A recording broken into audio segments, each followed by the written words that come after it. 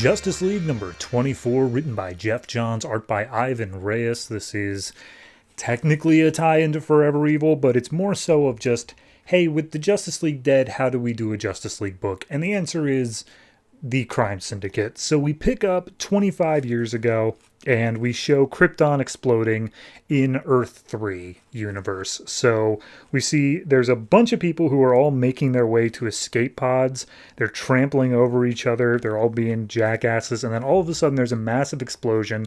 And we see this world's version of Jor-El, who is called Jor-Il.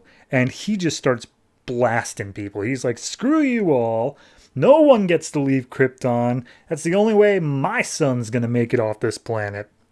So they make their way over to a rocket, and they put baby Kal-El inside, and they're like, our son, we are saving him for the sole purpose that he will get revenge on the being that destroyed our planet. It's not about his safety. We're doing this out of spite. And they put him in, and he's like, oh, God, he's so weak and pathetic. It's disgusting. Anyway, send him off. And they final words is, be the strongest there is or be nothing at all. And I do love, there's Jor-El and then there's Lara, his wife, and the final little discussion between them is, this is all your fault, Jor-El.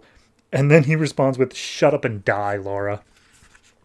So the rocket makes its way into space, heading towards Earth, same as always. They explain that the kryptonite that's coming off of the planet and like coming with him is his power source. It is what is actually going to make him strong, and that he needs to avoid sunlight because that weakens him. And he's like, all right, yep, go out there, find whatever you need, just rule over the planet and be strong. So we land at the Kent farm, which is currently an abusive household. John Kent and Martha are like holding knives to each other's throat, and they're fighting with each other. And then all of a sudden, roof crashes in, rocket ship lands. They go outside to see what it is, and they see little baby Kal munching on some kryptonite. And as they approach him, he heat visions off John's hand, and he's like, you two, you will be my parents now. And they're like, oh, geez, okay. Apparently they were parents for like 7 years, and then they outgrew their usefulness, so Kal buried them in the cornfield and burned down the whole Kent farm. So then we see, they attacked the president, took over the world. We see how Power Ring got his power ring. We see Superwoman is seducing him. So all that happened, and then all of a sudden there's a boom. Boom tube goes off, and their planet is suddenly destroyed by someone. We don't get to see who. And so they say, all right, well, let's go to a new Earth. They go to the current Earth, Earth 0, and they say, well, it's kind of the same. Geography's all flipped. But whereas the animal world seems to be functioning the same way of might makes right, the strong will survive, humans have this stupid thing called compassion, and that doesn't make any goddamn sense to me.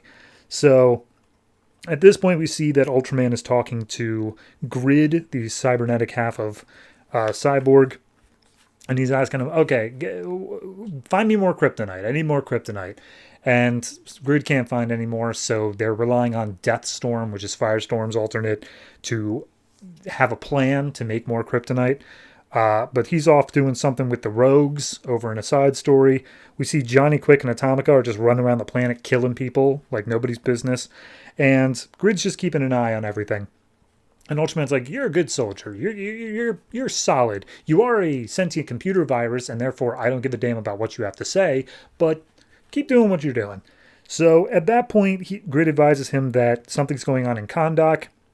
He needs to take care of it, but first Ultraman says, hold on, I need to go check on the Daily Planet. There's something I gotta see. And we see at the Daily Planet, everyone is hightailing it out of there. Everyone's freaking out. Steve Lombard is telling Jimmy, like, dude, we gotta go. Superman's dead. He ain't coming to save you. And Jimmy gets pissed off about that. He's like, no, he's gonna be fine. He's fine. Jimmy goes over to Lois, who's still trying to write a story, but they gotta go. There's nothing else they can do here. And then all of a sudden, Ultraman crashes in through the roof. And Jimmy's like, Superman, I knew you'd come. Wait a minute. You're not Superman, are you? And so Ultraman just lumbers up to Jimmy and says, you, Jimmy, what do you do here? And he's like, I take photographs. And he snaps a picture of Ultraman. And he's like, what kind of photographs? You take pictures of Lois, right? Revealing pictures, dirty pictures. And he's like, what? No, Jesus, why would I do that? And he starts like grabbing Jimmy. He breaks his hand while he smashes the camera in it. Lois comes up and starts trying to fight against Ultraman. He just tosses her aside, no problems at all. Apparently, the Jimmy in his universe is like the most toughest, worst guy there is. And he's saying, like, where's the guy who skinned Steve Lombard for sneaking a peek at his private photos?